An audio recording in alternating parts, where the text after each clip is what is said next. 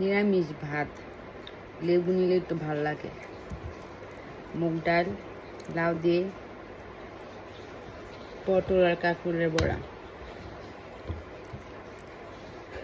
সবাই আছে কি দিয়ে ভাত খেয়েছ? আমার তো এগুলাই।